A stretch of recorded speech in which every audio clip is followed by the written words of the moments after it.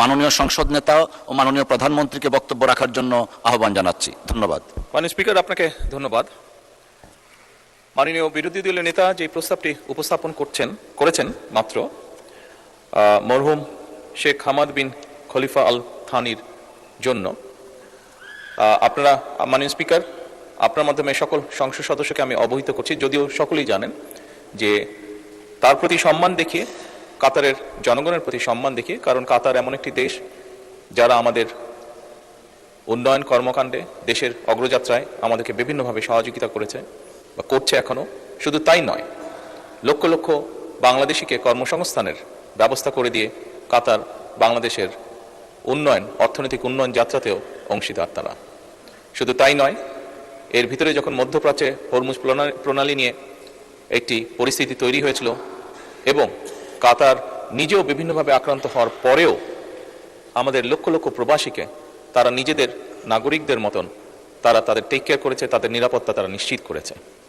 মাননীয় স্পিকার, এই সকল বিষয় বিবেচনা করি মরহুম শেখ হামাদ বিন খলিফা আল থানির জন্য আজকে রাষ্ট্রীয় শোক ঘোষণা করা হয়েছে।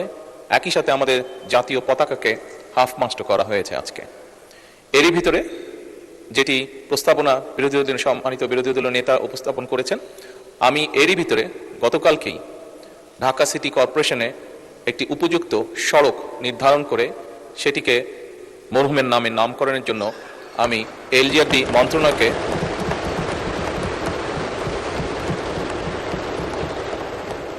মন্ত্রণালয়কে গতকালকে মৌখিকভাবে নির্দেশনা প্রদান করা হয়েছে মাননীয় স্পিকার। এবং আজকে মাননীয় বিরোধী দলীয় নেতা এই বিষয়টি উপস্থাপন করার জন্য আমি আন্তরিকভাবে সরকারের পক্ষ থেকে মাননীয় বিরোধী দলীয় নেতাকে আন্তরিকভাবে ধন্যবাদ জানাচ্ছি। মাননীয় স্পিকার, আপনাকে ধন্যবাদ। ধন্যবাদ মাননীয় সংসদ নেতা। মাননীয় বিরোধী দলীয় নেতা কর্তৃক 147 বিধিতে আনীত প্রস্তাবের উপর সাধারণ আলোচনা এখানে সমাপ্ত হলো।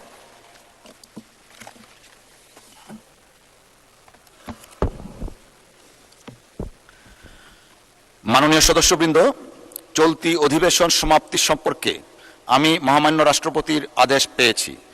এই আদেশটি পাঠ করে শোনাবার আগে অধিবেশন সমাপ্তি সম্পর্কে বক্তব্য রাখার রেওয়াজ রয়েছে। আমি প্রথমে মাননীয় বিরোধী দলের নেতাকে সমাপনী বক্তব্য রাখার জন্য আহ্বান জানাচ্ছি। মাননীয় বিরোধী দলের নেতা, ধন্যবাদ।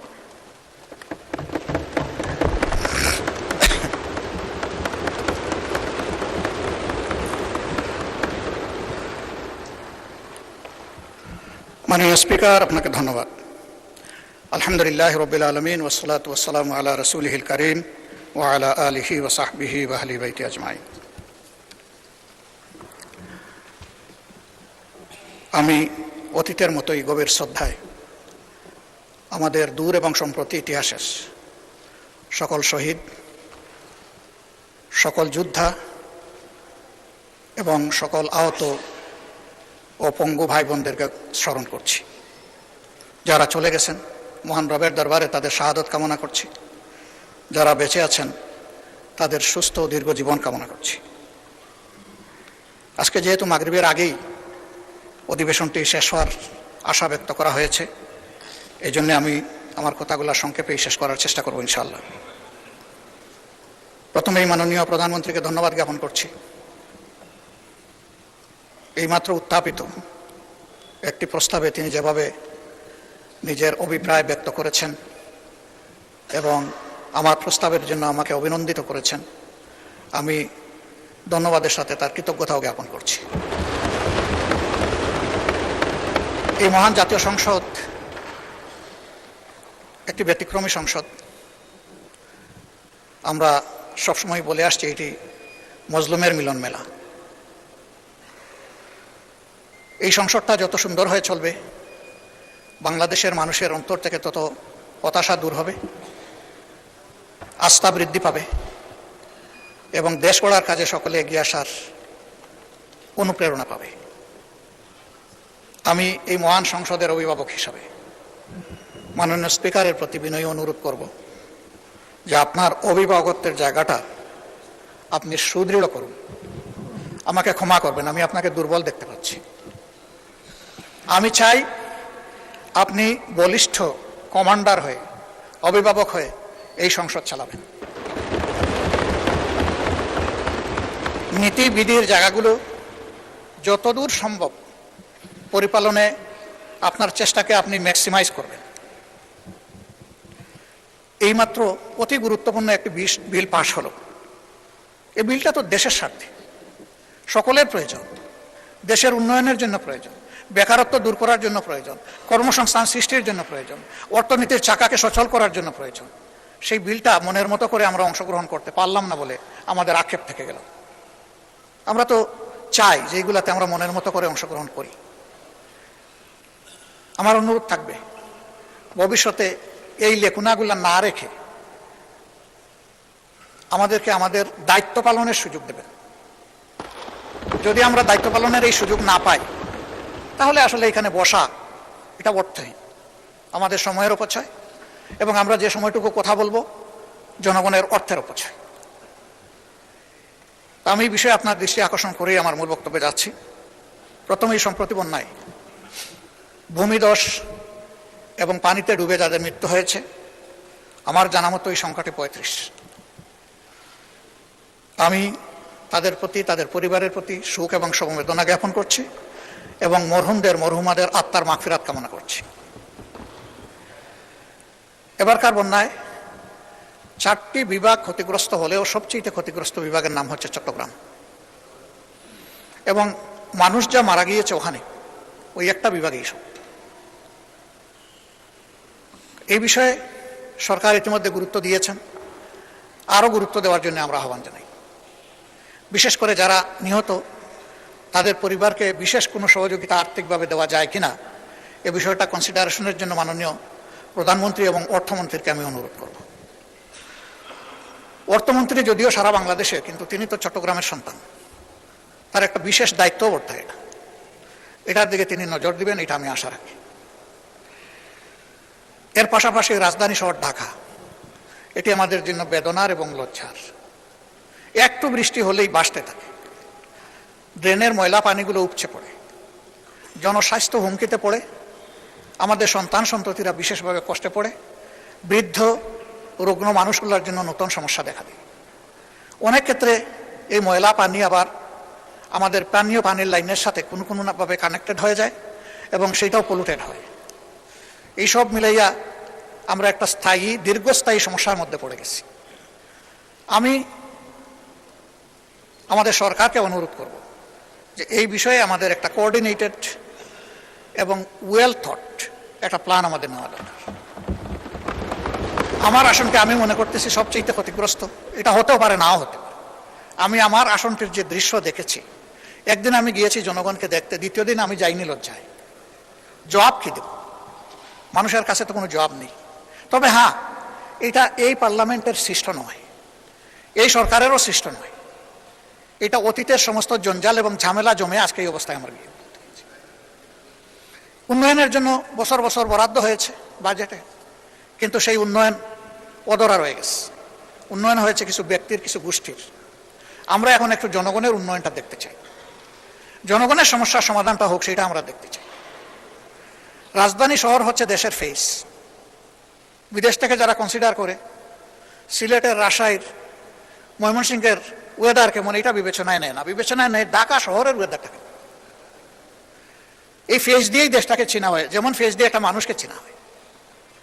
এই ফেসটাকে একটা কোঅর্ডিনেটেড প্ল্যানের মাধ্যমে এনে আমাদের রক্ষা করা দরকার, উজ্জ্বল করে তোলা দরকার। একসময় একজন শাসক বলেছিলেন তিলোত্তমা ঢাকা।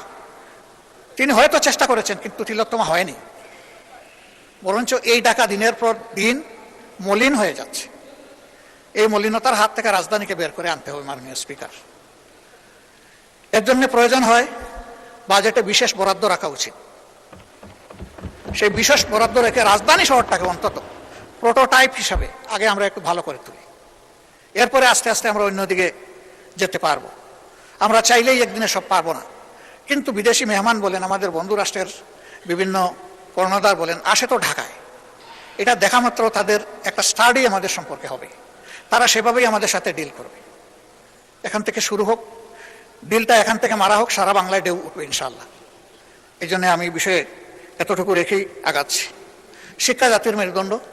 ধন্যবাদ জানাই, শিক্ষা এবং স্বাস্থ্যে এবার অধিকতর বাজেট বরাদ্দ করা হয়েছে, কিন্তু শিক্ষার মৌলিক প্রয়োজনের দিকে আমাদেরকে বেশি নজর দিতে হবে। দুইটা জায়গায়, প্রাইমারি আর টার্সিয়ারি।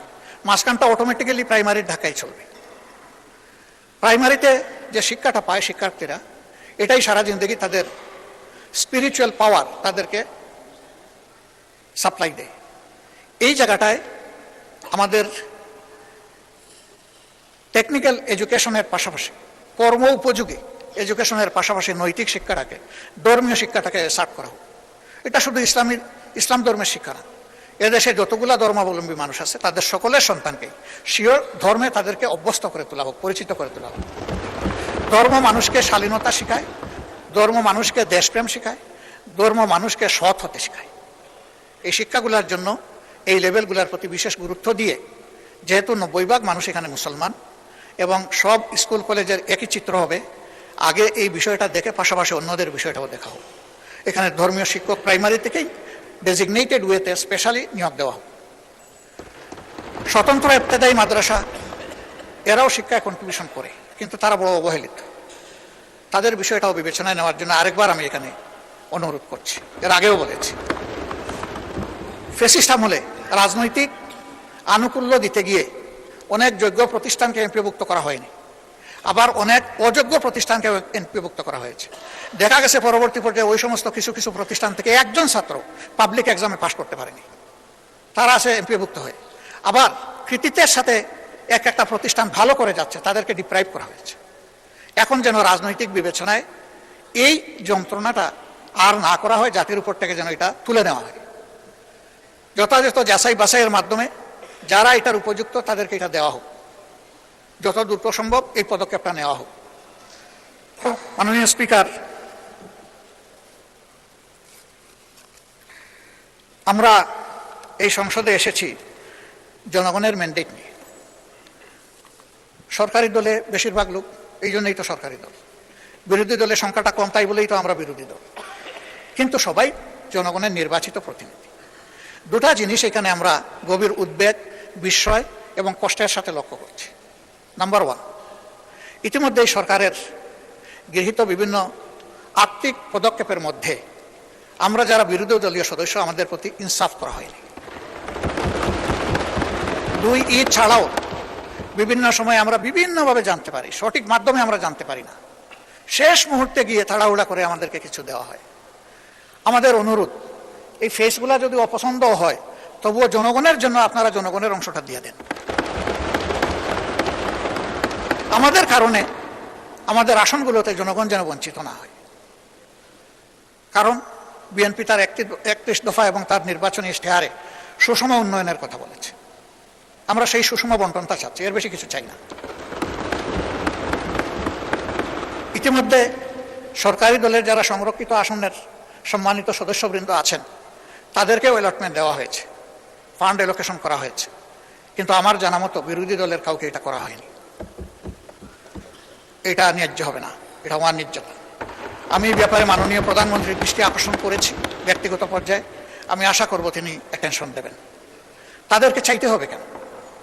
সবাই যেমন পাবে তারাও তেমন পাবে, এটা তাদের হক। এরপরে এই জাতীয় সংসদে একই সাথে আমরা আরো 50 জন সংসদ সদস্যকে পেয়েছি সংরক্ষিত আসনে। আমরা তাদেরকে প্রথম দিনে অভিনন্দিত করেছি। আমরা একসাথে সবাই মিলেই দেশটা করতে চাই, কিন্তু আমরা লক্ষ্য করলাম বিরোধী দলের এমপিরা যে সমস্ত আসনে আছেন সেখানে সরকারি দলের সংরক্ষিত আসনের সদস্যদেরকে অধিকতর দায়িত্ব দেওয়া হয়েছে। এইটাকে আমি বুঝলাম। আমাদের সাথে তো কোনো আলোচনা করা হয়নি। অবশ্যই তারা ভূমিকা পালন করবেন, তাদের ক্ষেত্র থাকতে হবে। তারা এক একজন 6টা করে আসনের প্রপোর্শনেটলি এসেছেন, 6 জায়গার তারা প্রতিনিধিত্ব করবেন, কোনো সমস্যা নেই। সেটা তো একটা আলাপ আলোচনার ভিত্তিতে হতে পারত। আমাদেরকে আমাদের প্রাপ্যের বেশি তো আর আসন দেওয়া হয়নি। আমরা যে 13টা পাওয়ার কথা সেই 13টাই পেয়েছি। আমাদের আসনগুলোতে এই 13 জনকে যদি আমরা কাজে লাগাই, আমাদের সমন্বয় সহযোগিতাটা হবে ওয়ান্ডারফুল। এখানে কোনো কনফ্লিক্ট হবে না, ফ্রিকশন হবে না। কিন্তু যদি আমাদের লোকদেরকে দেই সরকারি দলের ওখানে সদস্যরা যারা আছে, আর সরকারি দলের সদস্যরা যদি করেন আমাদের এখানে, কন্ট্রিবিউট হচ্ছে, তৈরি হয়ে গেছে। এই সংসদে যখন এই কনসার্নটা আনা হয়েছে, তখন একজন সম্মানিত মাননীয় মন্ত্রী বলেছেন যে ওই রকম কোনো অ্যারেঞ্জমেন্ট করা হয়নি। কিন্তু এই সংসদেই দাঁড়িয়ে একজন সংসদ সদস্য সংরক্ষিত আসনে তিনি বলেছেন যে আমার অধিকতর দায়িত্ব এই জেলায় আমি পালন করে এসেছি। এখানে দুইটা বক্তব্য মিলছে না এবং বাস্তবে তাই দেখছি। আমার আরেকটা অনুরোধ, রাষ্ট্রের ট্রেজারির প্রত্যেকটা টাকা সরকারের কাছে, এই পার্লামেন্টের কাছে আমানত, শুধু সরকার না, কারণ এই পার্লামেন্টই অর্থ বিল পাশ করে। এই যে বিভিন্ন জায়গায় ছোট্টখাটো স্থাপনা হলেও উদ্বোধন করে একটা স্টোন বসাতে হবে, খাজনার চেয়ে বাজনা বড়। এই স্টোন বসাতে গিয়ে একটা পয়সা তো খরচ হয়, এটা একটা কথা। আর একটা হলো যে এখানে টানাটানি শুরু হয়, কার নাম থাকবে আগে, কার নাম থাকবে না, এগুলা নিয়ে। পয়সাটা জনগণের, আমার নামের দরকারটা কি? এই স্টোন না হলে কি? আর যদি দিতে হয় তাইলে উদ্বোধন এত তারিখ, এই রাস্তা, এই পুল, এই কালভার্ট, এটা বলে আমরা শেষ করতে পারি। এই সমস্ত নামের হাসর কি হয় সে তো চোখের সামনে দেখতেছি।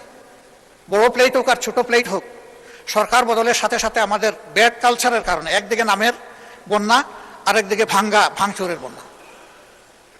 কার সম্পদ নষ্ট হয়, মান সম্মানের উপর আঘাত এবং অর্থের অপচয়। এই বিষয়টা আমি অনুরোধ করব সরকার বিবেচনায় নেবেন। অপচয় রোধ হওয়া দরকার। আর জনগণের পয়সা দিয়ে আমার নামের নাই কোনো দরকার। কারো যদি নামের প্রয়োজন হয়, নিজের জমি, নিজের অর্থ খরচ করে তিনি যদি জনকল্যাণমূলক কোনো প্রতিষ্ঠান করে নাম দিতে চান, যতবার তার প্রয়োজন ততবার নাম দিন, আমাদের কোনো আপত্তি নেই। অর্থটা উনার, কিন্তু জনগণের টাকায়, এটা সরকারি দল বিরোধী দল বলে কোনো কথা না, জনগণের টাকায় আমাদের এই নামের বাহারি আমি বন্ধ করার জন্য বিনয়ের সাথে অনুরোধ করব। নাম থাকে না তো, বসাইলাম, সরকারের যতদিন আছে নাম ততদিন আছে। এই সরকার বদল হয়ে গেল, নামও বদল হয়ে যায়। বিশাল বিশাল স্থাপনার নাম বদল হয়ে গেছে এই দেশে, এবং এই নাম বদল করতে গিয়ে শত শত কোটি টাকা অপচয় হয়েছে। আমাদের আন্তর্জাতিক একমাত্র বিমানবন্দরের সাক্ষী, এরকম আরো অনেকগুলো ঘটনা আছে। তো আমি এই বিষয়টাও কগনিজেন্সে নেওয়ার জন্য সরকারকে আমি বিনয়ের সাথে অনুরোধ করব।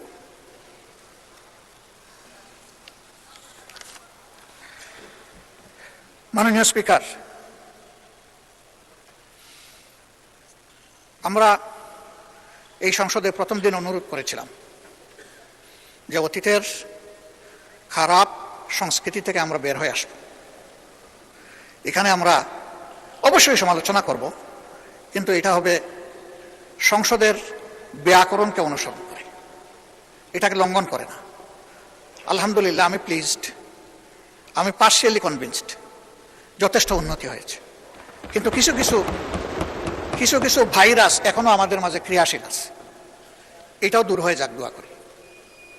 আমাদেরকে অনেক কিছু বলা হচ্ছে, বিভিন্ন দিক থেকে আমাদেরকে নেগেটিভলি ক্রিটিসাইজ করা হচ্ছে যে আপনারা এত ভদ্র কেন, এত পজিটিভ কেন, এত নমনীয় কেন, আপনারা গরম করতে পারেন না? গরম করার জন্য তো চুলা আছে, এটাকে গরম করে কি করব? কিছু পাক করতে হলে চুলায় বসাবো, এখানে কেন? এটা যুক্তিবুদ্ধির আইনের জায়গা, এটা বিধি অনুসরণের জায়গা। এটা আমরা এটা করে এখানে চলি, তবে এটা একতরফা হবে না।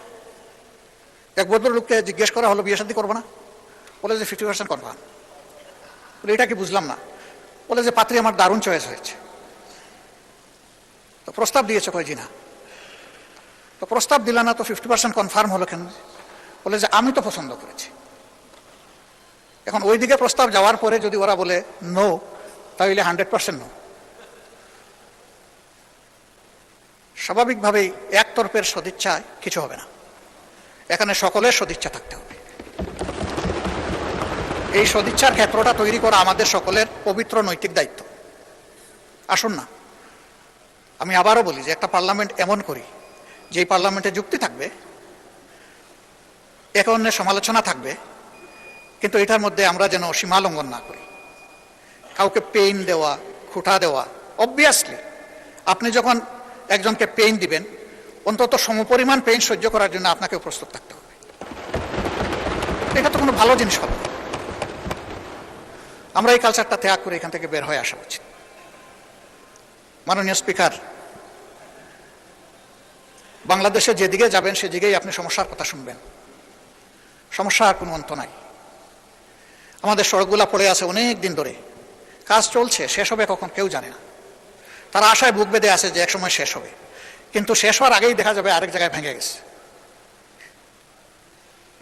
তো এই জায়গাগুলা এবার মাননীয় অর্থমন্ত্রী মহোদয় আমাদেরকে আশ্বস্ত করেছেন যে আর্থিক খাতে শৃঙ্খলা ফিরে আনা, এটা সরকারের প্রথম অগ্রাধিকার। আমরা এই জিনিসটা দেখতে চাচ্ছি। আমরা দেখতে চাই এই পার্লামেন্ট থেকে শুরু করে সর্বত্র এটার প্রতিফলন ঘটছে। ব্যাংক, বিমা সেক্টর, কর্পোরেশন, স্টক মার্কেট, সব জায়গায় একটা শৃঙ্খলা ফিরে আসছে, এটা দেখতে চাই। এখন যিনি অর্থমন্ত্রী, তিনি একসময় চিটাগাং স্টক এক্সচেঞ্জের চেয়ারম্যান ছিলেন। সেই সময় আমারও ছোট্ট একটা হাউস ছিল, একটা মেম্বারশিপ বা ব্রোকারেজ ছিল আমার। ঢাকা স্টক এক্সচেঞ্জ অটোমেশনে যাওয়ার আগে চিটাগাং স্টক এক্সচেঞ্জ তার নেতৃত্বে অটোমেটেড হয়েছিল। তিনি একজন ডাইনামিক মানুষ, তিনি চাইলে পারবেন, এই আস্থা আমাদের আছে। কিন্তু সমস্যা এক জায়গায়, এটা সরিষার মধ্যে। ওই সরিষাগুলোকে পুড়িয়ে ফেলতে হবে, ওই সরিষাগুলো ক্রাশ করে তেল বের করে সমাজে বিক্রি করে বন্টন করে দিতে হবে। এই সরিষার নাম হচ্ছে দুর্নীতি। দুর্নীতির পৃষ্ঠপোষক যদি এই সংসদ না হয়, আমি অ্যাবসলিউটলি কনফিডেন্ট বাংলাদেশ থেকে দুর্নীতি কানে ধরে বিদায় নেবে। কিন্তু আমাদের যদি আশ্রয় প্রশ্রয় থাকে, লাইকিং ডিসলাইকিং এইগুলা যদি ক্রিয়াশীল থাকে, দুর্নীতি বাংলাদেশ থেকে বিদায় নেওয়ার কোনো কারণ নেই।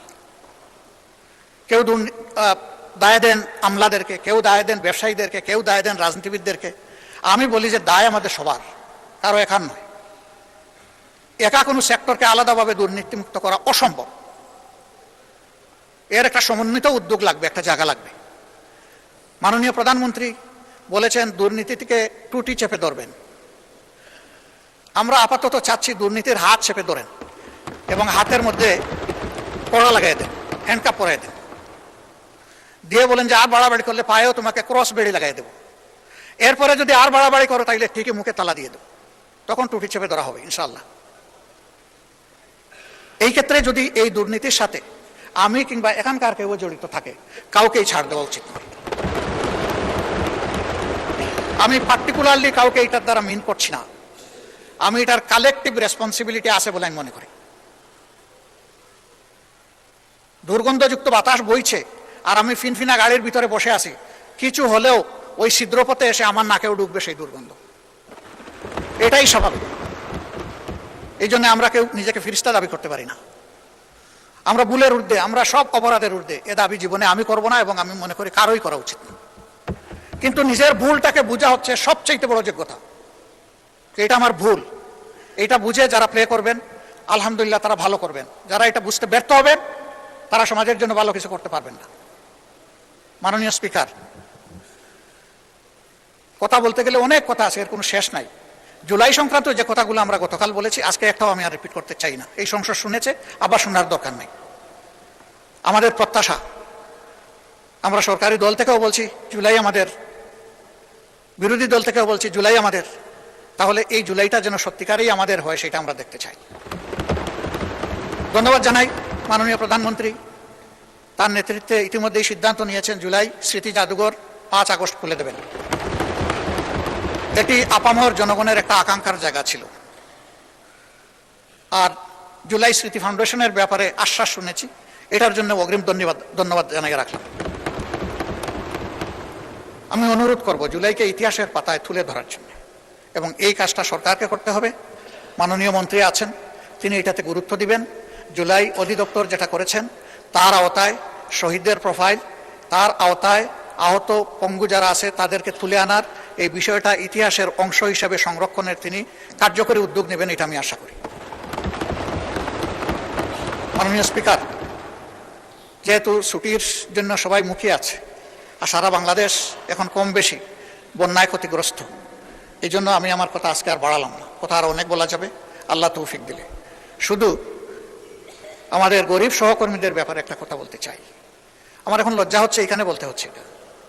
আমি 2 বার যেখানে বলার সেখানে বলেছি, তার আংশিক বাস্তবায়ন হয়েছে। এখনো কিছু কিছু আমাদের এই সচিবালয়ের অধীনে কিছু লোকের পাওনা এখনো রয়ে গেছে। এই গরিবদেরকে আটকাইয়া রাখেন না, ওদেরটা দিয়ে দেন। এটা আমি বিশেষ করে সচিব মহোদয়ের দৃষ্টি আকর্ষণ করছি। এটা আপনার কাজ, আপনি এটা শেষ করেন। ওরা আর আমাদের কাছে এসে বলুক, এটা আমরা শুনতে চাই না। এদের বিষয়টা যত তাড়াতাড়ি পারেন এটা সমাধান করেন। শেষ পর্যায়ে এসে আমি এই সংসদ, বিশেষ করে বাজেট অধিবেশন পরিচালনায় সংসদ সচিবালয়ের সম্মানিত আমাদের সহকর্মীবৃন্দ, তারা অক্লান্ত পরিশ্রম করেছে। এর সাথে সম্পৃক্ত যত উইং আছে, সিকিউরিটি ডিপার্টমেন্ট থেকে শুরু করে গণমাধ্যম থেকে শুরু করে, রেওয়াজ অনুযায়ী বাজেট সেশন যখন শেষ হয় তখন তাদেরকে 1 মাসের বেতনের সমপরিমাণ ইনসেন্টিভ দেওয়া হয়, যেই বেতনটা এখন তারা ভোগ করছে। সমস্ত কর্মকর্তা এবং কর্মচারীবৃন্দ যারাই আছেন, তারা রেগুলার বেসিসে থাকুন অথবা অ্যাডহক বেসিসে থাকুন, যেভাবেই থাকুন, তাদের সকলের জন্য আমি প্রস্তাব করছি এটা যেন বরাদ্দ করা হয়, তাদেরকে দেওয়া হয়। আমি মাননীয় প্রধানমন্ত্রী এবং সংসদ নেতাকে আপনার মাধ্যমে অনুরোধ করব, আমার এই প্রস্তাবটা তিনি সমর্থন করে, গ্রহণ করে কার্যকরী ব্যবস্থা গ্রহণ করবেন। ধন্যবাদ মাননীয় স্পিকার। আসসালামু আলাইকুম ওয়া রাহমাতুল্লাহ। ধন্যবাদ মাননীয় বিরোধী দলের নেতা। I sincerely thank you for expressing your concern regarding the chair. Thank you. আমি এখন মাননীয় সংসদ নেতা ও মাননীয় প্রধানমন্ত্রীকে সমাপনী বক্তব্য রাখার জন্য আহ্বান জানাচ্ছি। ধন্যবাদ।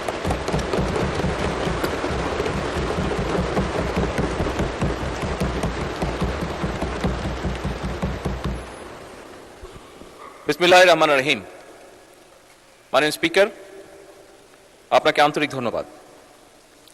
মাননীয় স্পিকার, উপস্থিত মহান সংসদের সকল সদস্যবৃন্দ, আমরা আজকে জাতীয় সংসদের দ্বিতীয় অধিবেশন এবং প্রথম বাজেট অধিবেশন শেষ করতে যাচ্ছি।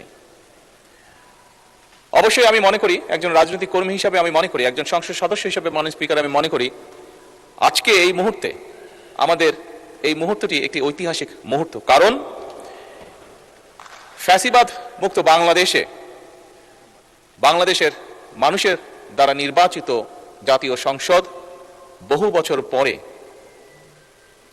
সেই সংসদে জনগণের সত্যিকার নির্বাচিত প্রতিনিধিরা আলোচনা করে একটি বাজেট পাশ করেছে। সেজন্যই মাননীয় স্পিকার, এই মুহূর্তটি একটি ঐতিহাসিক মুহূর্ত। মাননীয় স্পিকার, বাজেট অধিবেশনের যেদিন বাজেট পাশ হয় সেদিন আমার বক্তব্যে আমি বলেছিলাম, আমাদের উদ্দেশ্য, সরকারের উদ্দেশ্য এবং সরকারের লক্ষ্য ছিল এমন একটি বাজেট উপস্থাপন করা, এমন একটি বাজেট তৈরি করা যেটিকে আমরা বলতে পারি জনগণের জন্য জীবন বান্ধব বাজেট। মাননীয় স্পিকার,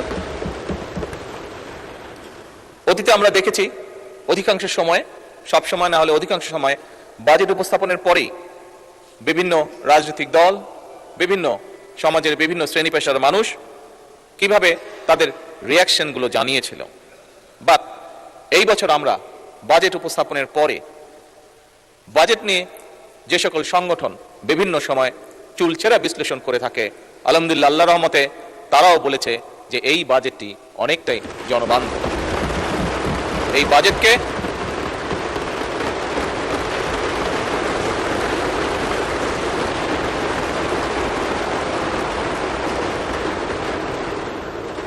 এই বাজেটে আমরা যা করতে চেয়েছি সেই সকল সংস্থা বা সংগঠনও মনে করে যে আমরা সেটি করতে সক্ষম হব। তবে মাননীয় স্পিকার, এই বাজেটের সুফল যদি জনগণের কাছে পৌঁছে দিতে হয়, এই বাজেটের সুফল যদি জনগণের দোরগোড়ায় পৌঁছে দিতে হয়, তাহলে অবশ্যই মাননীয় স্পিকার, আমি সরকারি প্রশাসন কিংবা বিভিন্ন বেসরকারি কর্তৃপক্ষ সবার সহযোগিতা কামনা করি।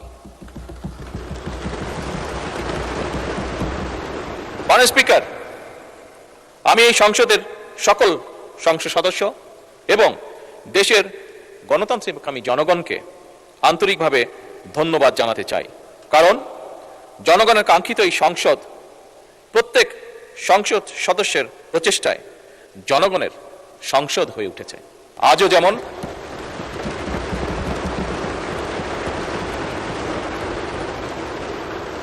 যেমন মাননীয় স্পিকার একটি বিল উপস্থাপনকে কেন্দ্র করে আমাদের মধ্যে হয়তো দ্বিমত আছে, কিন্তু সংসদের উভয় পার্শ্ব প্রাণবন্ত আলোচনা করেছে এবং প্রাণবন্ত আলোচনা করার মাধ্যমে প্রত্যেক যারা যারা আলোচনায় অংশগ্রহণ করেছেন, এমনকি মাননীয় বিরোধী দলীয় নেতাও সেই আলোচনায় সংক্ষিপ্তভাবে অংশগ্রহণ করেছেন। এই আলোচনার মাধ্যমে যে যার চিন্তা উপস্থাপন করতে সক্ষম হয়েছেন। মাননীয় স্পিকার, এটাই হচ্ছে গণতন্ত্রের সৌন্দর্য, এটাই হচ্ছে সংসদীয় গণতন্ত্রের মাধুর্য। মাননীয় স্পিকার, আপনার মাধ্যমে আমি সকল সংসদ সদস্যকে এই অধিবেশনে অংশগ্রহণ করে আমরা গণতান্ত্রিকভাবে যে প্রত্যেকটি সিদ্ধান্ত গ্রহণ করতে পেরেছি তার জন্য আমার পক্ষ থেকে আমি সকলকে আন্তরিকভাবে ধন্যবাদ জানাই। মাননীয় স্পিকার, এবার আমি স্মরণ করতে চাই কিছু মানুষকে, কিছু সময় যে মানুষগুলো তাদের জীবনকে উৎসর্গ করেছিলেন এবং তাদের উৎসর্গকৃত জীবনের জন্যই, যে জীবনকে তারা উৎসর্গ করেছেন তার জন্যই আজ আমরা এখানে দাঁড়িয়ে কথা বলছি। মাননীয় স্পিকার, আমি স্মরণ করতে চাই 1971 সালে স্বাধীনতা অর্জনের যুদ্ধে যে সকল মুক্তিযোদ্ধা শহীদ হয়েছেন। আমি স্মরণ করতে চাই 1975 সালের 7ই নভেম্বর সিপাহী জনতার ঐতিহাসিক বিপ্লব। আমি স্মরণ করতে চাই 2013 সালের শাপলা চত্বরে গণহত্যার যে সকল ব্যক্তি শহীদ হয়েছেন। স্মরণ করতে চাই 1990 সালের স্বৈরাচারী বিরোধী আন্দোলনে যে সকল রাজনৈতিক কর্মী শহীদ হয়েছেন, যারা বিভিন্নভাবে ক্ষতিগ্রস্ত হয়েছেন। স্মরণ করতে চাই 2009 সালের বিডিআরে বিদ্রোহের নামে যে হত্যাযজ্ঞের কালো অধ্যায় যে অফিসাররা শহীদ হয়েছেন। মাননীয় স্পিকার, 1.5 দশকের ফ্যাসিবাদী আন্দোলনের বিরুদ্ধে গণতন্ত্র পুনঃপ্রতিষ্ঠা করতে গিয়ে বিরোধী রাজনৈতিক দল এবং অসংখ্য অরাজনৈতিক ব্যক্তি যারা বিভিন্নভাবে শহীদ হয়েছেন, নির্যাতিত হয়েছেন, হত্যা গুমের শিকার হয়েছেন, সেই মানুষগুলোকে আমি স্মরণ করতে চাই। মাননীয় স্পিকার, 2024 সালে দেশ এবং জনগণের স্বাধীনতা রক্ষায় রক্তক্ষয়ী গণ অভ্যুত্থান, সেই অভ্যুত্থানে জনগণের সেই অভ্যুত্থানে যারা শহীদ হয়েছেন সেই শহীদদেরকে আমি শ্রদ্ধার সঙ্গে স্মরণ করতে চাই। মাননীয় স্পিকার, বাংলাদেশের স্বাধীনতার পর বিভিন্ন সময় ইতিহাসের বাঁকে বাঁকে এমন প্রতিটি আন্দোলন সংগ্রামে অসংখ্য অগণিত মানুষ যাদের নাম আমরা জানি না, যাদের অনেকেই হয়তো আমরা চিনি না, এই মুহূর্তে আজকের এই দিনে এই ঐতিহাসিক মুহূর্তে সকল ব্যক্তির প্রতি আমি শ্রদ্ধা জানাতে চাই, তাদের রুহের মাগফিরাত কামনা করতে চাই। মাননীয় স্পিকার, এই সংসদে দাঁড়িয়ে আজ যখন আমরা আলোচনা করছি সেই সময়টি হচ্ছে জুলাই মাস। 2024 সালের জুলাই মাসে শুরু হওয়া যে আন্দোলন ছিল সেই আন্দোলনটি পরবর্তীতে গণ অভ্যুত্থানে, ছাত্র জনতার গণ অভ্যুত্থানে রূপ নিয়েছিল। মাননীয় স্পিকার, 2024 সালের বীর ছাত্র জনতার গণ অভ্যুত্থানে জুলাই শহীদদের আমি বিশেষভাবে স্মরণ করতে চাই আজকের এই সংসদ অধিবেশনে।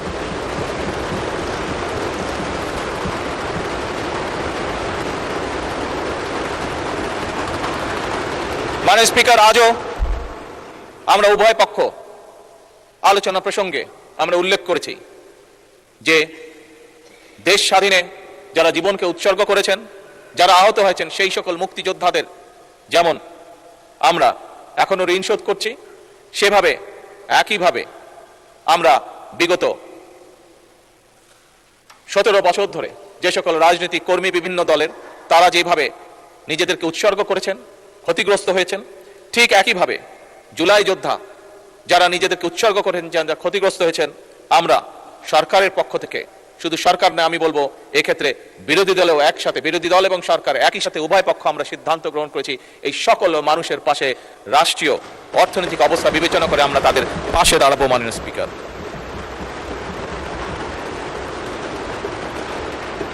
মাননীয় স্পিকার, এই দেশের একজন নাগরিক হিসাবে, একজন রাজনৈতিক কর্মী হিসাবে, একজন নির্বাচিত প্রতিনিধি হিসাবে, জনগণের একজন নির্বাচিত প্রতিনিধি হিসাবে আমি বিশ্বাস করি আমাদের শহীদগণ এমন একটি বাংলাদেশ চেয়েছিলেন যে বাংলাদেশে ন্যায়পরায়ণতা এবং ন্যায় বিচারই হবে শেষ কথা, যে বাংলাদেশে ধনী অথবা গরিব কেউই বৈষম্যের শিকার হবেন না।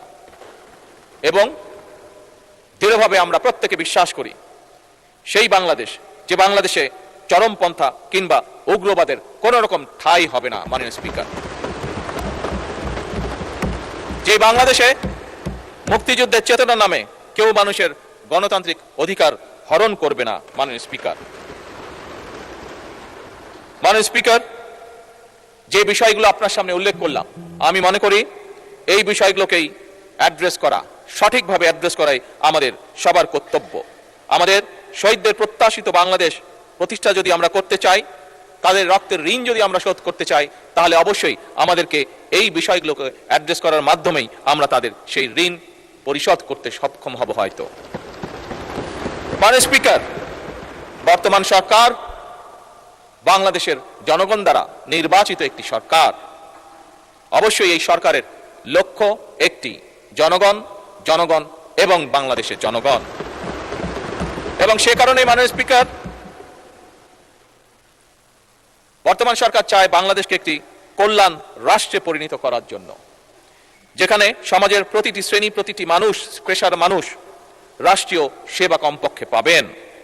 এবং এই পরিকল্পনা বাস্তবায়নের জন্যই মাননীয় স্পিকার, ইতিমধ্যেই সরকার ফ্যামিলি কার্ড, কৃষক কার্ড, স্পোর্টস কার্ড, ইমাম মুয়াজ্জেম সহ অন্যান্য ধর্মীয় গুরুদের সম্মানী দেওয়ার যে বিষয়টি আমরা উল্লেখ করেছিলাম, প্রতিশ্রুতি দিয়েছিলাম, সেই কাজগুলো মাননীয় স্পিকার আমরা শুরু করেছি। মাননীয় স্পিকার, এই সংসদে দাঁড়িয়ে আমি আগেও বলেছিলাম বাজেট অধিবেশন উপস্থাপনের সময়, আজ আবার উল্লেখ করতে চাই মাননীয় স্পিকার, আমি ধন্যবাদ জানাতে চাই আমার বিরোধী দলীয় বন্ধুদেরকেও। গতকাল কি একজন বিরোধী দলীয় সংসদ সদস্য, মাননীয় সংসদ সদস্য দাঁড়িয়ে জিজ্ঞেস করেছেন যে কবে তার এলাকায় ফ্যামিলি কার্ড প্রদান করা হবে। মাননীয় স্পিকার, বিএনপির এই পলিসি বা বিএনপির এই সিদ্ধান্তকে সমর্থন দেওয়ার জন্য আমি মাননীয় বিরোধী দলীয় নেতা সহ সকল বিরোধী দলীয় সংসদ সদস্যকে ধন্যবাদ জানাতে চাই। মাননীয় স্পিকার, আপনি নিজেও একজন কৃষকের সন্তান। এই দেশের অধিকাংশ মানুষ, অধিকাংশ পরিবার কোনো না কোনোভাবে প্রত্যক্ষ বা পরোক্ষভাবে কৃষির সাথে জড়িত। আমার দল, বাংলাদেশ জাতীয়তাবাদী দল, বিগত নির্বাচনের আগে বাংলাদেশের মানুষের কাছে প্রতিশ্রুতি দিয়েছিল যে আমার দল যদি বাংলাদেশের মানুষের সমর্থন নিয়ে আল্লাহর রহমতে সরকার গঠনে সক্ষম হয়, আমরা তাহলে 10,000 টাকা পর্যন্ত যে সকল কৃষকের কৃষি ঋণ ছিল মাননীয় স্পিকার, আমরা সেগুলো পরিশোধ করব। মাননীয় স্পিকার, সেগুলো সরকার থেকে পরিশোধ করবো, অর্থাৎ সেগুলো সুদ সহ ঋণ আমরা মৌকুফ করে দেব। মাননীয় স্পিকার, আমরা সরকার গঠন করার সাথে সাথে প্রথম ক্যাবিনেট মিটিংয়ে আমরা সেই সিদ্ধান্ত নিয়েছি, যার ফলে সমগ্র বাংলাদেশে 13 লক্ষ কৃষক যাদের ঋণ 10,000 টাকা ছিল সুদ সহ, সেই ঋণকে মৌকুফ করে দেওয়া হয়েছে মাননীয় স্পিকার। কারণ আগেই আমি বলেছি মাননীয় স্পিকার, আমাদের লক্ষ্য হচ্ছে একটি রাষ্ট্র গঠন, একটি দেশ গঠন, যেখানে আমাদের মূল লক্ষ্যই হবে জনগণ। মাননীয় স্পিকার, সরকারের পরিকল্পনা অনুযায়ী নির্ধারিত নির্বাচিত প্রতিটি সেক্টরের মানুষের কাছে আর্থিক সুবিধা সম্মিলিত বিভিন্ন ধরনের যে সকল কার্ডগুলো আছে, আমরা সফলভাবে সেগুলো পৌঁছে দেওয়ার কাজ পর্যায়ক্রমিকভাবে ধীরে ধীরে শুরু করেছি। কিন্তু মাননীয় স্পিকার, এই সবগুলোকে একসময় আমরা একটি কার্ডের মধ্যে নিয়ে আসতে চাই এবং সেজন্যই মাননীয় স্পিকার আমরা সিদ্ধান্ত গ্রহণ করেছি পর্যায়ক্রমিকভাবে আমরা সবগুলো, সেটি কৃষক কার্ড হোক, সেটি ফ্যামিলি কার্ড হোক, সেটি প্রবাসী কার্ড হোক, সেটি ইমাম মুয়াজ্জেম সাহেবদেরকে যে সম্মানী দেওয়া হচ্ছে সেটির কার্ড হোক, সবকিছু আমরা ইউনিভার্সাল কার্ড নামে একটি কার্ডের ভিতরেই আমরা সবকিছু নিয়ে আসব।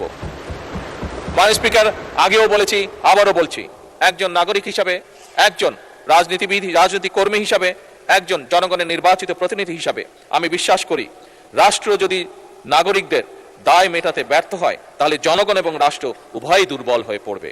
মাননীয় স্পিকার, আমি মনে করি এই সকল সুবিধা নাগরিকদের প্রতি রাষ্ট্রের করুণা নয়, বরং এই সকল যেগুলো আমরা দিতে চাইছি, যেগুলো আমরা কাজগুলো করতে চাইছি, এগুলো হচ্ছে রাষ্ট্রের দায় জনগণের প্রতি।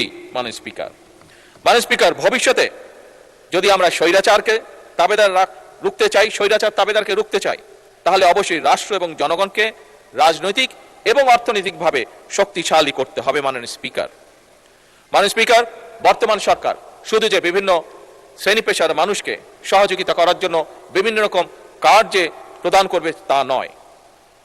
আর্থিক সহায়তা হয়তো আমরা অবশ্যই তৈরি করব জনগণকে অর্থনৈতিকভাবে শক্তিশালী করে তোলার জন্য, বিশেষ করে যারা ডিপ্রাইভ অংশ, জনগণের যে অংশটি ডিপ্রাইভ। কিন্তু মাননীয় স্পিকার, একই সাথে আমাদের আরেকটি অন্যতম মূল লক্ষ্য হচ্ছে এই দেশে, বাংলাদেশে কর্মক্ষম যে জনশক্তি রয়েছে সেই কর্মক্ষম জনশক্তির জন্য কর্মসংস্থানের সৃষ্টি করা, কর্মসংস্থানের জন্য সুনির্দিষ্ট পরিকল্পনা গ্রহণ করা।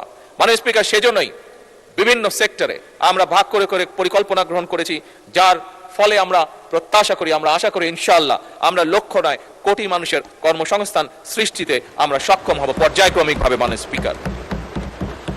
স্পিকার, জনশক্তি রফতানি ছাড়াও দেশের ভিতরে বিভিন্ন তথ্য প্রযুক্তি খাতে আমরা 10 লক্ষ কর্মসংস্থান সৃষ্টির পরিকল্পনা গ্রহণ করেছি। একই সাথে মাননীয় স্পিকার, যোগাযোগ পরিবহন খাতের এছাড়া ব্লু ইকোনমি বলতে আমরা যেটা বুঝি সেই সামুদ্রিক সম্পদ আহরণ এবং ইকো ট্যুরিজমের খাতেও মাননীয় স্পিকার 10 লক্ষ কর্মসংস্থান আমরা সৃষ্টির চেষ্টা করছি। মাননীয় স্পিকার, এর বাইরেও বিদেশের কর্মসংস্থান ইজি করার জন্য, সহজ করার জন্য আমরা বিভিন্ন ভাষা এবং দক্ষতা প্রশিক্ষণও আমরা চালু করেছি। মাননীয় স্পিকার, চাহিদা ভিত্তিক এবং যুব উপযোগী শিক্ষা, উচ্চ শিক্ষা প্রতিষ্ঠান প্রশিক্ষণ এবং ক্যারিয়ার সেন্টার স্থাপনও আমাদের এই পরিকল্পনা মাননীয় স্পিকার এগিয়ে চলছে।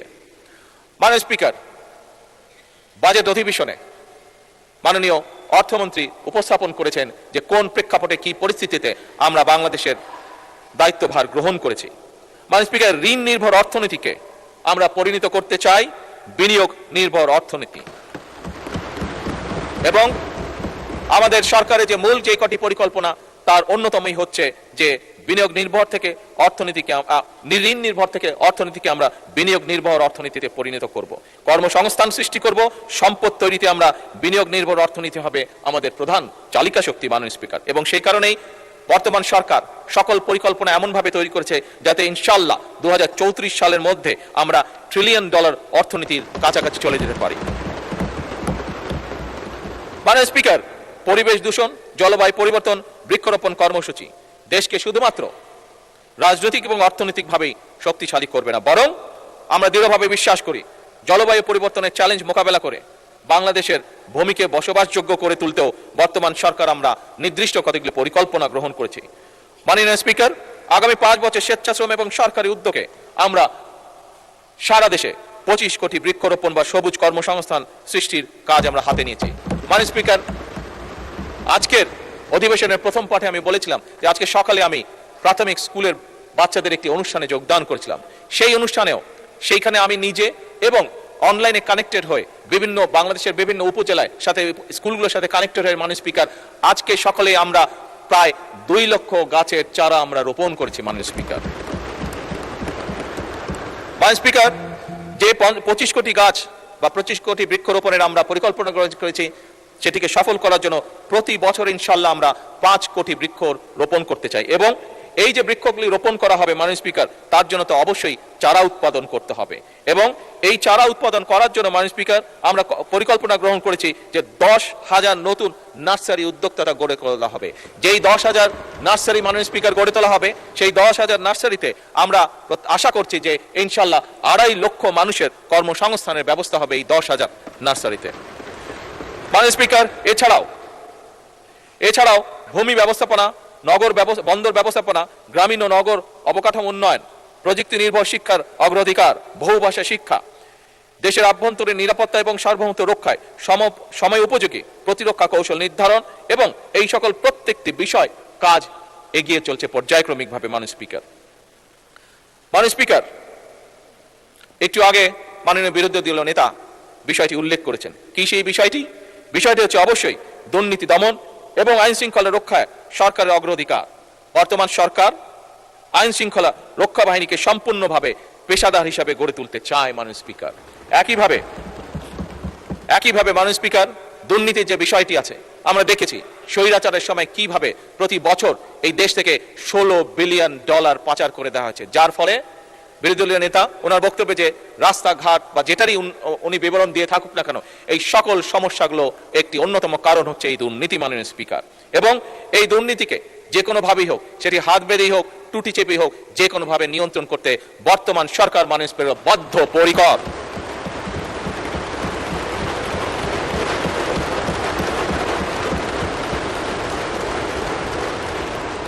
মাননীয় স্পিকার, দেশের মানুষের যে কটি চাওয়া, মূল যে কটি চাওয়া, তার মধ্যে অন্যতম সাধারণ নাগরিকের, খেটে খাওয়া মানুষের অন্যতম চাওয়া হচ্ছে একটি নিরাপদ পরিবেশ।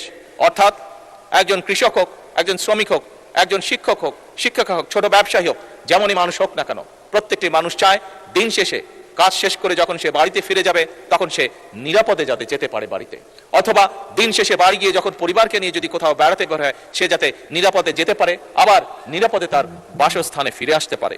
মাননীয় স্পিকার, জনগণের এই নিরাপত্তা নিশ্চিত করার জন্য একটু আগেই আমরা উল্লেখ করেছি আমরা আইন শৃঙ্খলা বাহিনীকে পেশাদার হিসাবে গড়ে তুলতে চাই, এবং সেটিরই অংশ হিসেবে মাননীয় স্পিকার আমরা বর্তমান সরকার 10,000 নতুন পুলিশ কনস্টেবল নিয়োগ দেওয়ার পরিকল্পনাও হাতে নিয়েছে।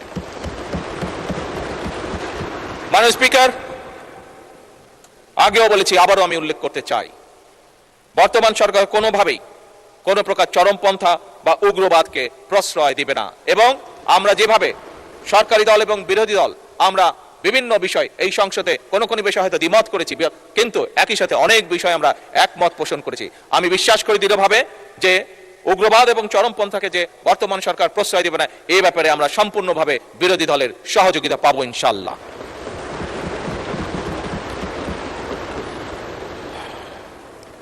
মাননীয় স্পিকার, আজ থেকে প্রায় 3 বছর আগে জনগণের আকাঙ্ক্ষার বাংলাদেশ গঠনের জন্য বাংলাদেশ জাতীয়তাবাদী দল জনগণের সঙ্গে বিভিন্ন জেলা, উপজেলা পর্যায়ে, গ্রাম পর্যায়ে জনগণের সঙ্গে সংলাপের মাধ্যমে 31 দফা আমরা জাতির সামনে, দেশের সামনে উপস্থাপন করেছিলাম।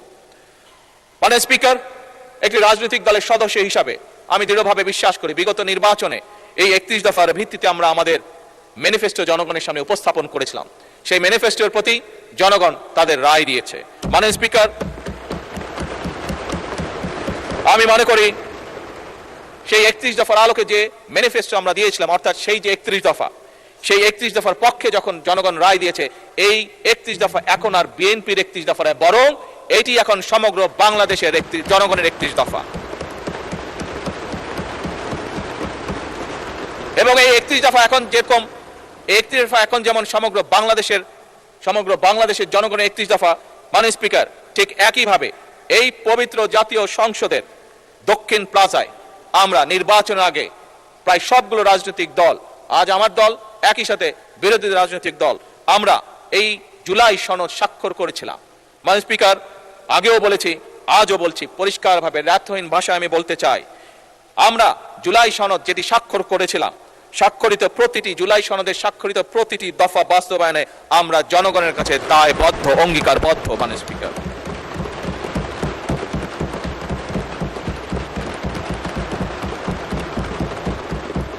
মাননীয় স্পিকার, ফ্যাসিবাদ স্বৈরাচারের আমলে যেভাবে দেশের প্রতিটি প্রতিষ্ঠানকে, সংগঠনকে ধ্বংস করে দেওয়া হয়েছে, প্রতিটি সাংবিধানিক সংগঠনকে যেমন ধ্বংস করে দেওয়া হয়েছে, তার মধ্যে অন্যতম একটি ছিল বাংলাদেশের শিক্ষা খাত। আপনি দেখেছেন মাননীয় স্পিকার, আপনার পরিষ্কার মনে আছে কিভাবে সেই সময় নকলকে উৎসাহিত করা হয়েছিল, কিভাবে সেই সময় অটো প্রমোশন দিয়ে আমাদের ছাত্রছাত্রীদের ভবিষ্যৎকে ধ্বংস করে দেওয়া হয়েছিল। মাননীয় স্পিকার, অত্যন্ত দুঃখের সাথে বলতে হয়, অন্তর্বর্তীকালীন সরকারের সময়ও আমরা এ ব্যাপারে কোনো পদক্ষেপ গ্রহণ করতে দেখিনি।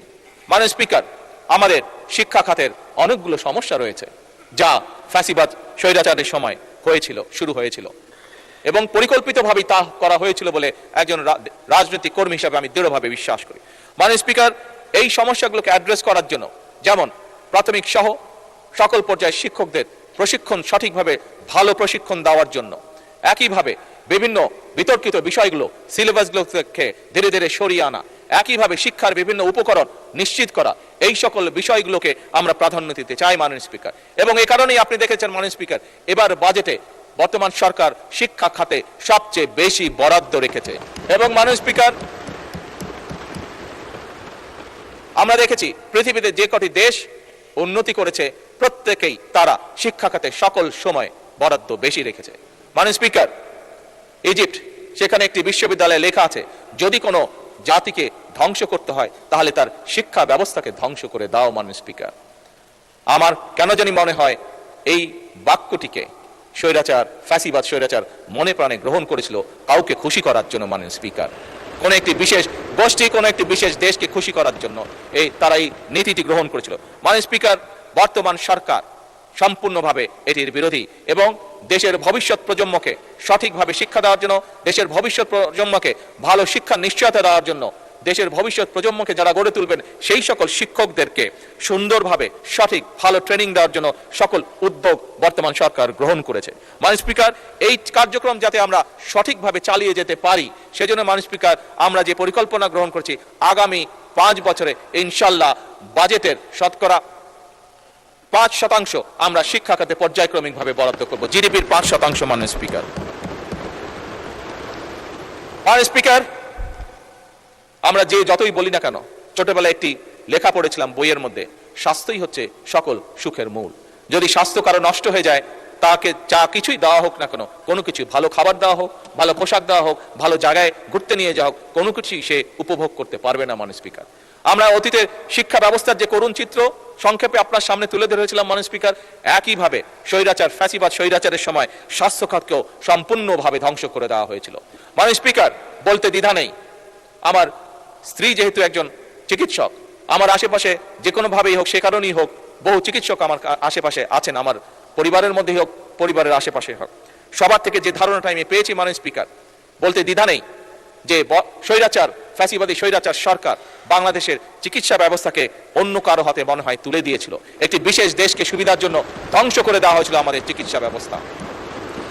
মাননীয় স্পিকার, মাননীয় বিরোধী দলীয় নেতা বাজেট উপস্থাপনের দিন ওনার বক্তব্যে উনি বলেছেন যে সম্পূর্ণ চিকিৎসা ব্যবস্থা অসুস্থ। আমি ওনার সাথে, উনি বলেছিলেন 100% অসুস্থ, আমি বলেছিলাম 100% না 101% অসুস্থ। মাননীয় স্পিকার, আজও একইভাবে সেই কথার পুনরাবৃত্তি করতে চাই। মাননীয় স্পিকার, সেজন্যই আমরা সিদ্ধান্ত গ্রহণ করেছি পর্যায়ক্রমিকভাবে আমরা এই চিকিৎসা ব্যবস্থাকে ধীরে ধীরে গড়ে তুলতে চাই, জনগণের উপযোগী করে তুলতে চাই। সেই জন্য মাননীয় স্পিকার, এই চিকিৎসা খাতকে গড়ে তোলার পাশাপাশি জনগণ যাতে সুবিধা পায়, সেজন্যই মাননীয় স্পিকার আমরা এই বছর বাজেটের 1.2% বরাদ্দ রেখেছি চিকিৎসা খাতের জন্য এবং পর্যায়ক্রমিকভাবে আগামী 5 বছর এটিকে আমরা 5% উন্নীত করতে চাই। মাননীয় স্পিকার, জিডিপির। মাননীয় স্পিকার, বর্তমান যুগে, বর্তমান বিশ্বে, ইউরোপে তারা একটি নীতি গ্রহণ করেছে, prevention is better then cure. অর্থাৎ একজন মানুষ অসুস্থ হবার আগেই যদি তাকে আমরা সচেতন করার মাধ্যমে অসুস্থ হওয়া থেকে দূরে রাখতে পারি, তাহলে সেই মানুষটি যেমন উপকৃত হবে, সেই মানুষটি যেমন সুস্থ থাকবে, একইভাবে মাননীয় স্পিকার রাষ্ট্র বা জনগণের অর্থ কম খরচ হবে এবং একইভাবে মাননীয় স্পিকার তার ফলে যেটি হবে, যে মানুষটি শেষ পর্যন্ত অসুস্থ হবে, সে যখন হাসপাতালে যাবে সে কিছুটা হলেও বেটার চিকিৎসা, বেটার সুবিধা পাবে। এবং সে কারণে মাননীয় স্পিকার জনগণকে আরো সচেতন করার জন্য, স্বাস্থ্যর বিষয়ে আরো সচেতন করার জন্য আমরা নির্বাচনের আগে বলেছিলাম আমরা সারা বাংলাদেশে 1 লক্ষ হেলথ কেয়ারার অ্যাপয়েন্ট করতে চাই। মাননীয় স্পিকার, আপনি জানলে খুশি হবেন এবং আপনার মাধ্যমে এই সংসদে আমি জানাতে চাই যে আমরা এই 1 লক্ষ হেলথ কেয়ার অ্যাপয়েন্ট করার কাজ শুরু করেছি। মাননীয় স্পিকার, অতি শীঘ্র এটি ঘোষণা করা হবে। মাননীয় স্পিকার, আপনি জানলে খুশি হবেন এবং এই সংসদের মাধ্যমে আমি সকলকে, আপনার মাধ্যমে এই সংসদের সকলকে জানাতে চাই যে বাংলাদেশে আরেকটি শ্রেণীর মানুষ আছে যাদের চিকিৎসা পেতে খুবই কষ্ট হয়, বিশেষ করে গ্রামে গঞ্জে যে মানুষগুলো থাকে। কারা তারা হচ্ছে আমাদের সন্তানেরা, আমাদের শিশুরা। তাদের চিকিৎসা ব্যবস্থা সেভাবে নেই বললেই চলে, একদম শূন্যের কোঠায়। মাননীয় স্পিকার, বর্তমান সরকার দ্রুততার সাথে 5টি বিভাগে 5টি সম্পূর্ণভাবে 200 বেডের 5টি শিশু হাসপাতাল চালু করার উদ্যোগ গ্রহণ করেছে, যেটি ইনশাল্লাহ আমরা প্রত্যাশা করছি মাননীয় স্পিকার আগামী সেপ্টেম্বর মাসে এই টোটাল 1000 বেডের হাসপাতালগুলো তো চালু হবে শিশুদের জন্য শুধুমাত্র। মাননীয় স্পিকার, গত কয়েক মাসে আমি বাংলাদেশের অনেকগুলো এলাকা ঘুরেছি, বহু মানুষের সাথে আমার কথা হয়েছে।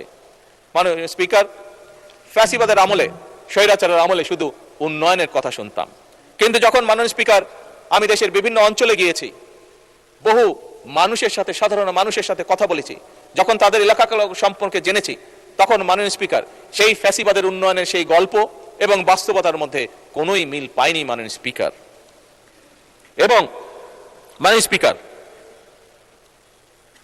মাননীয় বিরোধী দলের নেতা তার নিজের জেলা যেহেতু সিলেট, বিগত বাজেট উপস্থাপনের দিন উনি ঢাকা সিলেট হাইওয়ের কথা বলেছিলেন। এবং সেই সাথে তখন স্পিকার সাহেব সেদিন উপস্থিত ছিলেন, সেই সাথে আমাকেও একটু সংযুক্ত করেছেন সিলেটের সাথে, স্পিকার সাহেবকেও সংযুক্ত করেছিলেন আত্মীয়তার সূত্রে সিলেটের সাথে মাননীয় স্পিকার। আপনি জানলে খুশি হবেন মাননীয় স্পিকার, এবং আপনার মাধ্যমে আমি বলতে চাই যে এই সকল কাজগুলো পর্যায়ক্রমিকভাবে আমরা শুরু করেছি, ইনশাল্লাহ ধীরে ধীরে আমরা জনগণকে এর সুফল পৌঁছে দিতে পারবো মাননীয় স্পিকার। মাননীয় স্পিকার, আমি আরেকটি খাতের কথা উল্লেখ না করলেই নয়। বিগত স্বৈরাচারের সময় আমরা দেখেছি অনেকগুলো খাতের মধ্যে একটি খাতকে স্বৈরাচার এবং তার আশেপাশের ক্লোজ যারা লোকজন ছিল তারা বেছে নিয়েছিল নিজেদের পকেট ভারী করার জন্য মাননীয় স্পিকার। কোন সেই খাতটি? সেই খাতটি ছিল মাননীয় স্পিকার বিদ্যুৎ সেক্টর। ফ্যাসিবাদের সময় 1.5 দশকে বিদ্যুৎ খাত থেকে হরিলুট হয়েছে কমপক্ষে মাননীয় স্পিকার 3 লক্ষ কোটি টাকা। কুইক রেন্টালগুলোকে, এইটি ছিল তাদের কুইক রেন্টালের নামে কুইক মানি অর্জনের একটি সেক্টর, কুইক দুর্নীতির একটি সেক্টর মাননীয় স্পিকার। এই কুইক রেন্টালগুলোকে কমপক্ষে 1,30,000 কোটি টাকারও বেশি ক্যাপাসিটি চার্জ দেওয়া হয়েছিল, কিন্তু মাননীয় স্পিকার জনগণ কিন্তু তার সুফল পায় নাই। মাননীয় স্পিকার, জ্বালানি খাত ফ্যাসিবাদের শাসনামলে সম্পূর্ণভাবে আমদানি নির্ভর করে ফেলা হয়েছিল এই জ্বালানি খাতকে। এবং শুধু তাই নয় মাননীয় স্পিকার, সবচেয়ে বেশি যে গুরুত্বপূর্ণ বিষয়টি সম্পূর্ণভাবে উপেক্ষা করা হয়েছিল সেটি হচ্ছে মাননীয় স্পিকার, স্বাভাবিকভাবে জ্বালানি এটি আমাদেরকে ইম্পোর্ট করে আনতে হয় বিদেশ থেকে। আমরা এখানে আমাদের কোনো তেলের খনি নেই, ডিজেল বলেন পেট্রোল বলেন, যেটি আমাদেরকে সম্পূর্ণভাবে বিদেশ থেকে ইম্পোর্ট করতে হয়। কিন্তু ইম্পোর্ট করে আনতে হলেও মাননীয় স্পিকার যেই মজুদটি রাখা উচিত আপৎকালীন সময়ের জন্য, সেই মজুদের উপরে কোনো রকমই নজর দেওয়া হয়নি। ফলে আগে মাত্র 30 দিনেরও কম মজুদ আমাদের হাতে থাকতো। বিগত 3 মাস কাজ করার ফলে, বিশেষ করে যখন এই সমস্যা তৈরি হলো মধ্যপ্রাচ্যের, আমরা কাজ শুরু করেছি এবং পর্যায়ক্রমিকভাবে মাননীয় স্পিকার আমরা এই মজুদটাকে এখন 45 দিনের উপরে নিয়ে গেছি এবং ইনশাল্লাহ এটিকে আমরা 90 দিন পর্যন্ত নিয়ে যাওয়ার পরিকল্পনা গ্রহণ করছি মাননীয় স্পিকার। মাননীয় স্পিকার, আপনি জানলে আশ্চর্য হবেন মাননীয় স্পিকার, বিগত স্বৈরাচারের সময় 17 বছর ধরে বাংলাদেশের যে বাপেক্স আছে, আমাদের যে গ্যাস কূপ খননের যে সংস্থাটি আছে, তাদেরকে কোনোভাবেই কোনো রকম ভাবে সুযোগ দেওয়া হয়নি কাজ করার জন্য মাননীয় স্পিকার। সম্পূর্ণভাবে বিদেশিদের হাতে এটি ছেড়ে দেওয়া হয়েছিল। মাননীয় স্পিকার, বর্তমান সরকার বাপেক্সকে সক্রিয় করে আবার গড়ে তুলছে, তাদের জন্য রিগ আমদানি করা হচ্ছে এবং তারা নিজেরা গ্যাস কূপ খনন করবে মাননীয় স্পিকার। তারা নিজেরা গ্যাস কূপ খনন করার মাধ্যমে নতুন গ্যাস কূপ খনন করবে, পুরনগুলোতেও তারা গ্যাসের অনুসন্ধান করবে মাননীয় স্পিকার। মাননীয় স্পিকার, মাননীয় স্পিকার, বাংলাদেশ জাতীয়তাবাদী দল বিএনপি একাধিকবার রাষ্ট্র পরিচালনার দায়িত্ব পালন করেছে। সে অভিজ্ঞতা এবং পরিকল্পনা নিয়ে আমরা কাজ করছি মাননীয় স্পিকার। এবারও রাষ্ট্র পরিচালনায় আমাদের সুনির্দিষ্ট কতগুলো পরিকল্পনা রয়েছে, যা সংক্ষেপে আপনার সামনে আমি তুলে ধরেছি মাননীয় স্পিকার। মাননীয় স্পিকার, যদিও আমাদের অর্থনীতি দুর্বল, সমগ্র বিশ্ব একটি যুদ্ধ পরিস্থিতির ভিতর দিয়ে যাচ্ছে এবং এই সংসদ, এই সরকারের কাছে জনগণের প্রত্যাশা অপরিসীম। মাননীয় স্পিকার, এমন পরিস্থিতিতেও আমরা ঘুরে দাঁড়াতে শুরু করেছি মাননীয় স্পিকার, অর্থনৈতিকভাবে ধীরে ধীরে ঘুরে দাঁড়াতে শুরু করেছি মাননীয় স্পিকার। মাননীয় স্পিকার, আমরা জনগণকে সাথে নিয়ে পরিকল্পনাগুলোকে ইনশাল্লাহ বাস্তবায়ন করব, কারণ মাননীয় স্পিকার, বাংলাদেশের জনগণ পরিশ্রমী, আমাদের তরুণরা উদ্যমী, আমাদের কৃষকরা পরিশ্রমী এবং উৎপাদনশীল মাননীয় স্পিকার, এবং আমাদের উদ্যোক্তারা সম্ভাবনাময়। মাননীয় স্পিকার, আমি বিশ্বাস করি সরকার যদি ব্যবসা বাণিজ্যের সামনে সকল বাধা সরিয়ে দিতে সক্ষম হয়, আমরা দুর্নীতিকে যদি নিয়ন্ত্রণ করতে পারি এবং ন্যায়ভিত্তিক সুযোগ সৃষ্টি করতে পারি মাননীয় স্পিকার, এবং অবশ্যই রাষ্ট্রীয় প্রতিষ্ঠানগুলোকে যদি জবাবদিহিতার আওতায় আনতে পারি মাননীয় স্পিকার, তাহলেই আমরা শহীদ দেশে এই প্রত্যাশিত বাংলাদেশ গড়ে তুলতে সক্ষম হব। মাননীয় স্পিকার, একটু আগেই বলেছি সারা দেশ ঘুরে আমি মানুষের সাথে কথা বলেছি, দেশ ঘুরেছি, বিভিন্ন জায়গায় গিয়েছি।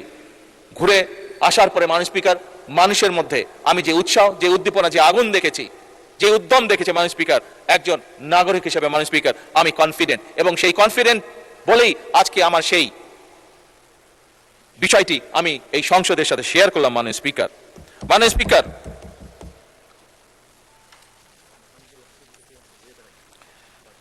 মাননীয় স্পিকার, আমি আপনার মাধ্যমে এই সংসদের সকল সদস্যদের মাধ্যমে, কারণ আমরা সকলে জনগণের প্রতিনিধি, জনগণের প্রতিনিধিত্ব আমরা করছি, আমি কয়েকটি বিষয়, হয়তোবা এটি ঠিক সংসদীয় বিষয় না, তারপরে কিন্তু আমি মনে করি রাজনীতির বিষয় না, কিন্তু আমি মনে করি বিষয়গুলি আমাদের বর্তমান এবং ভবিষ্যতের সাথে জড়িত, এবং সে কারণে মাননীয় স্পিকার এই বিষয়গুলি আমি এই মহান সংসদের সামনে, এই 350 জনপ্রতিনিধির সামনে মাননীয় স্পিকার আমি আপনার মাধ্যমে উপস্থাপন করতে চাই।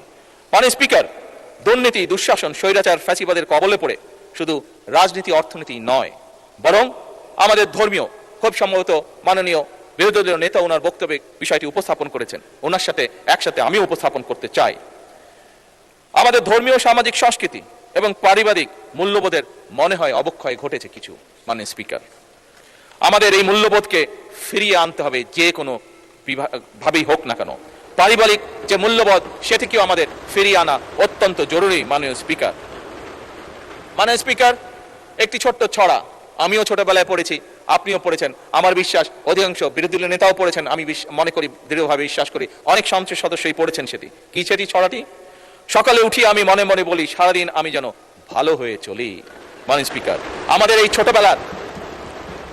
ছোটবেলার যে ছড়া বা কবিতা, যেই মূল্যবোধ, সেই মূল্যবোধ আমাদেরকে এই সংসদকে যে কোনো মূল্যে ফিরিয়ে আনতে হবে। মাননীয় স্পিকার,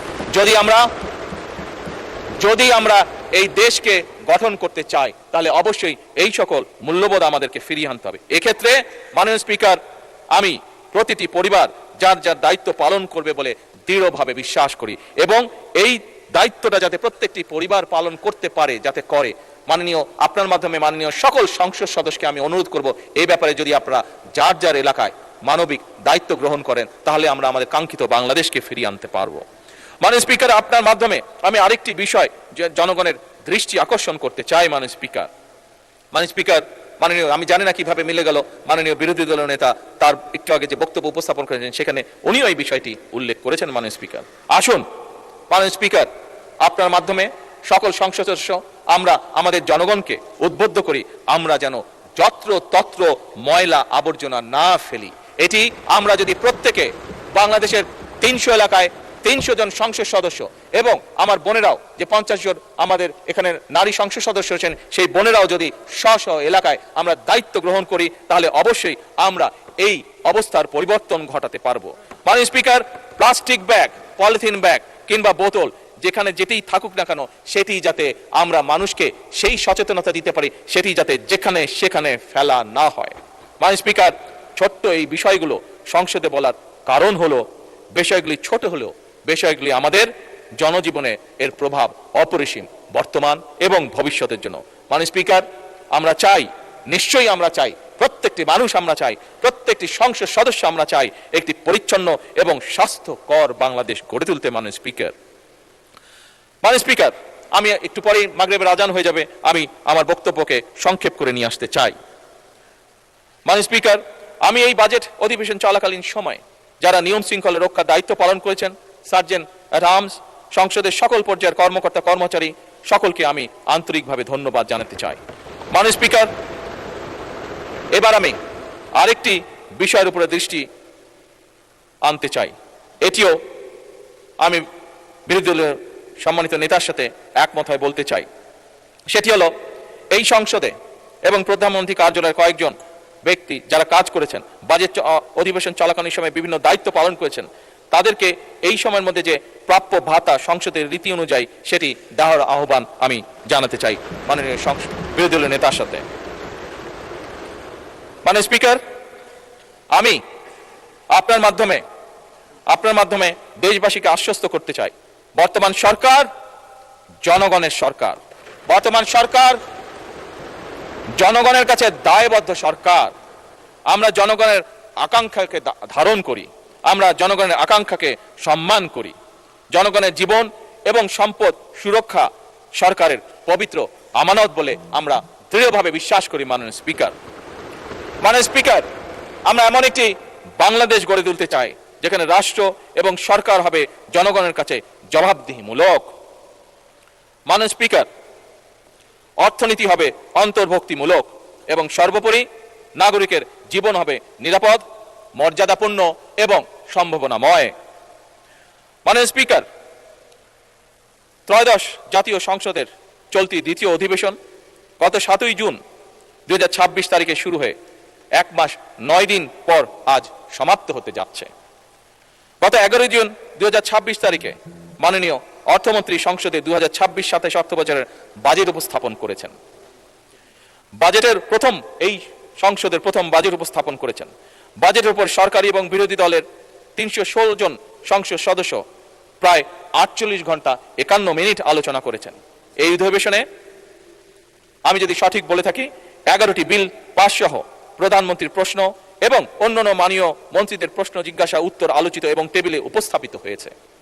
এছাড়াও মাননীয় স্পিকার সংবিধান সংশোধন সম্পর্কিত বিশেষ কমিটি, সরকারি হিসাব কমিটি সহ বেশ কয়েকটি মন্ত্রণালয় সম্পর্কিত স্থায়ী কমিটি গঠিত হয়েছে।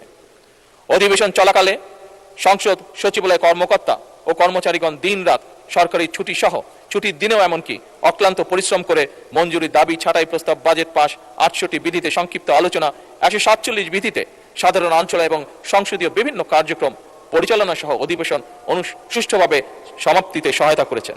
তাই সার্বিক বিষয় বিবেচনাপূর্বক 2026 খ্রিস্টাব্দে বাজেট অধিবেশন উপলক্ষে জাতীয় সংসদ সচিবালয়, যা একটু আগে আমি বলেছি আবারও জোর দিয়ে বলতে চাই, সকল কর্মকর্তা ও কর্মচারী, 7 বাৎসরিক কর্মচারীবৃন্দ, প্রধানমন্ত্রী কার্যালয়ের কর্মচারীবৃন্দ, যারা সংসদ ভবনস্থ প্রধানমন্ত্রী দপ্তরে সহায়ক হিসেবে কর্মরত, বিটিভি এবং বাংলাদেশ বেতারের সংসদে কর্মরত কর্মচারীবৃন্দ এবং সংসদে কর্মরত গণপূর্ত বিভাগ সহ সংশ্লিষ্ট কর্মচারীবৃন্দকে পূর্ব রেওয়াজ অনুযায়ী তাদের চলতি 1 মাসের মূল বেতনের সমপরিমাণ অর্থ সম্মানী ভাতা হিসেবে প্রদানের জন্য আমি মাননীয় স্পিকারকে অনুরোধ করছি। মাননীয় স্পিকার, সংসদ পরিচালনার জন্য আমি মাননীয় স্পিকারকে আন্তরিক ধন্যবাদ জানাচ্ছি।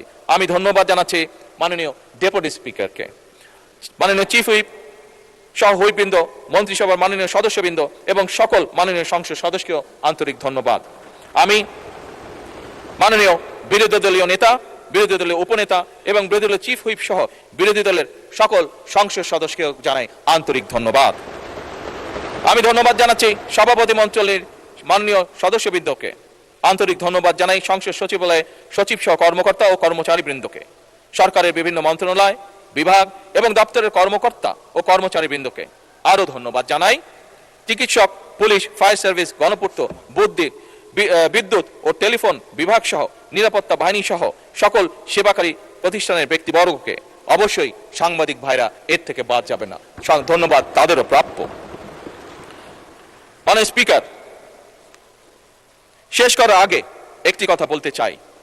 অবশ্যই এটি সংসদ এবং সংসদের রীতি অনুযায়ী সারা বিশ্বে যেটি প্র্যাকটিস, সেই অনুযায়ী অবশ্যই আমাদের মধ্যে মতভিন্নতা থাকবে, তবে অবশ্যই শত্রুতা নয়। মাননীয় স্পিকার, প্রতিহিংসা প্রতিশোধের পরিবর্তে থাকবে ন্যায়পরায়ণতা, যা মাননীয় বিরোধী দলের নেতা জোর দিয়েছেন, আমিও একই সাথে তার উপরে জোর দিতে চাইছি। মাননীয় স্পিকার, এই বাংলাদেশ আর যাতে কখনো কোনোভাবেই ফ্যাসিবাদ স্বৈরাচার মাথা চাড়া দিয়ে উঠতে না পারে, আর যাতে আমাদের এই প্রিয় মাতৃভূমি তাবেদারি রাষ্ট্রে পরিণত হতে না পারে, মাননীয় স্পিকার, এই প্রশ্নে